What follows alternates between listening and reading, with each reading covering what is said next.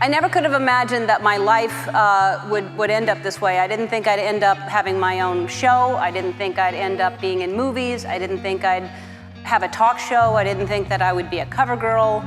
I just thought that I would be a closeted gay comedian wearing parachute pants the entire... I guess what I'm saying is aim low.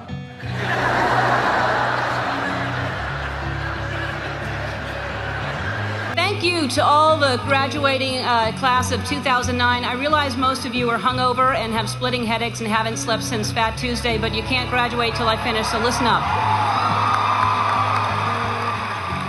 When I was asked to make the commencement speech, I immediately said yes. Then I went to look up what commencement meant.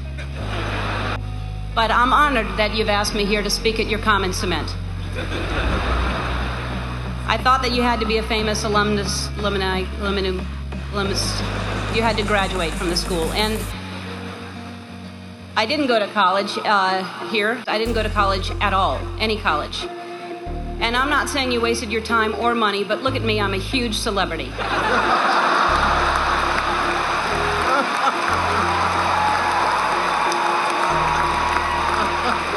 Oh, I did graduate from the School of Hard Knocks. Our mascot was the Knockers. I spent a lot of time here growing up. My mom worked at Newcomb, and I would go there every time I needed to steal something out of her purse. But why am I here today? Clearly not to steal. You're too far away, and I'd never get away with it. I'm here because of you, because I can't think of a more tenacious, more courageous graduating class. I mean, look at you all wearing your robes. Usually when you're wearing a robe at 10 in the morning, it means you've given up. I'm here because I love New Orleans. I was born and raised here. I spent my formative years here, and like you, while I was living here, I only did laundry 6 times. When I finished school, I was completely lost, and by school I mean middle school, but I went ahead and finished high school anyway, and I had no ambition. I didn't know what I wanted to do. I did everything from I shucked oysters, I was a hostess, I was a bartender, I was a waitress, I painted houses, I sold vacuum cleaners. I had no idea. And I thought I'd just finally settle on some job and I would make enough money to pay my rent, maybe have basic cable, maybe not. I didn't really have a plan. My point is that by the time I was your age, I really thought I knew who I was, but I had no idea. Like, for example, when I was your age, I was dating men.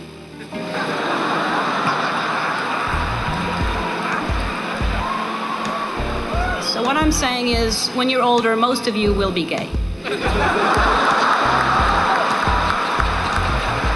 anybody writing this stuff down? Parents?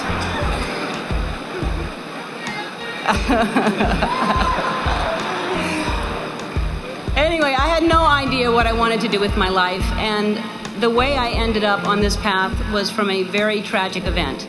I was maybe 19, and my girlfriend at the time was killed in a car accident. And I passed the accident, and I didn't know it was her, and I kept going. And I found out shortly after that it was her. And I was living in a basement apartment. I had no money.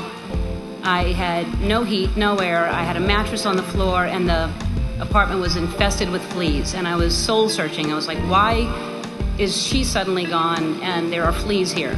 I don't understand. There must be a purpose, and wouldn't it be so convenient if we could just pick up the phone and call God and ask these questions? And I started writing, and what poured out of me was an imaginary conversation with God, which was one-sided. And I finished writing it, and I looked at it and I said to myself, and I hadn't even been doing stand-up ever. There was no club in town. I said, I'm going to do this on The Tonight Show with Johnny Carson. At the time, he was the king. And I'm going to be the first woman in the history of the show to be called over to sit down. And several years later, I was the first woman in the history of the show, and only woman in the history of the show, to sit down because of that phone conversation with God that I wrote. And I started this path of stand-up, and it was successful and it was great, but it was hard because I was trying to please everybody, and I had this secret that I was keeping, that I was gay, and I thought if people found out, they wouldn't like me, they wouldn't laugh at me. Then my career turned into, I got my own sitcom, and that was very successful, another level of success. And I thought, what if they find out I'm gay? Then they'll never watch. And this was a long time ago. This was when we just had white presidents. But anyway, this was back many years ago.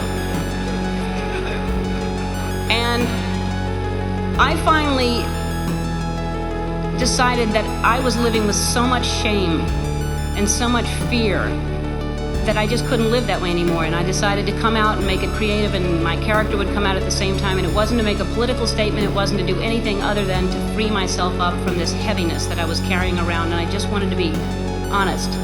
And I thought, what's the worst that can happen? I can lose my career. I did. I lost my career. The show was canceled after 6 years without even telling me. I read it in the paper. The phone didn't ring for 3 years.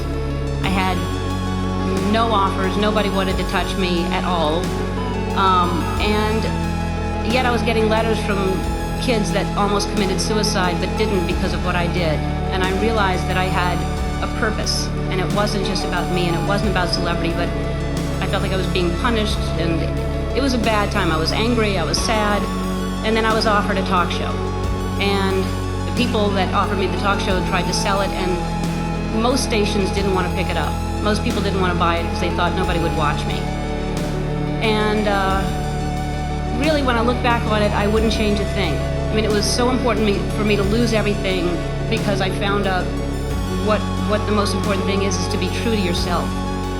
And ultimately, that's what's gotten me to this place. I don't live in fear. I'm free. I have no secrets, and I know I'll always be okay because no matter what, I know who I am. So, in conclusion, when I was younger, I thought success was something different. I thought, when I grow up, I want to be famous. I want to be a star. I want to be in movies. When I grow up, I want to see the world, drive nice cars. I want to have groupies, to quote the Pussycat Dolls. How many people thought it was boobies, by the way? It's not, it's groupies.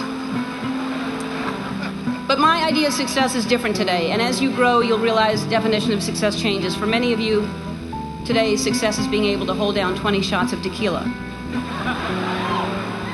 For me, the most important thing in your life is to live your life with integrity and not to give in to peer pressure to try to be something that you're not. To live your life as an honest and compassionate person, to contribute in some way. So to conclude my conclusion, follow your passion, stay true to yourself, never follow someone else's path unless you're in the woods and you're lost and you see a path, then by all means you should follow that. Don't give advice, it'll come back and bite you when they ask. Don't take anyone's advice. So my advice to you is to be true to yourself and everything will be fine. It really is amazing. It's funny how the universe guides you to where you're meant to be. I did not know what I wanted to do in life. I had no intention on becoming a comedian. I wanted to make people happy. I wanted to make my mother laugh. My parents were divorced when I was young, and my mother was sad a lot, and I just wanted to make her laugh. And I had no idea I could make a living, that there would be a career in making people happy. I tried everything. I shucked oysters, I painted houses, I sold vacuum cleaners, I was a court runner. But there was always a voice saying you should be doing something different, and it was usually my boss and I was being fired. But I would